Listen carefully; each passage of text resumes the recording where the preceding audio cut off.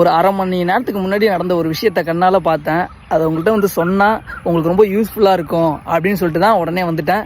கேளுங்க. இப்போ ஒரு பைக் ஒன்று வேகமாக போச்சு. அந்த பைக்கில் இருந்த ஒரு கூலிங் கிளாஸ் கீழே விழுந்துருச்சு. ஊந்த உடனே அந்த கூலிங் கிளாஸ் லைட்டாக உடஞ்சிருச்சு. அது உடஞ்சதுனால என்னவோ அந்த பைக்காரரு அதை கண்டுக்காமல் போயிட்டாரு.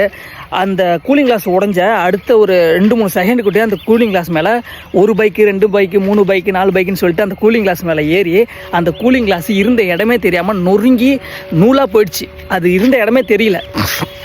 இதை ஏன் நான் சொல்கிறேன்னா, எந்த ஒரு பொருளுமே எந்த ஒரு உறவுமே பொருள்னு வச்சுக்க வேண்டாம், ஒரு உறவுன்னு வச்சுக்குவோமா, எந்த ஒரு உறவுமே கண்ணாடி மாதிரிங்க.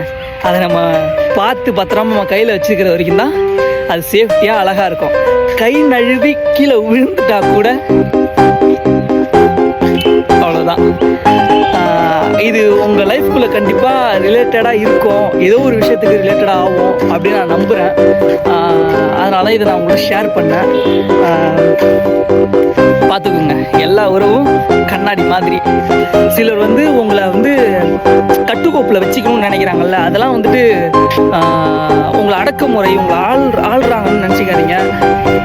அந்த கண்ணாடி மாரி நீங்கள் உடஞ்சிடக்கூடாதுங்கிறதுக்காக தாங்க உங்களை அதுமாரி பார்த்துக்கிறாங்க. அதை தப்பாக புரிஞ்சுக்காதீங்க. ஓகேவா? பாய், லவ் யூ ஆல்.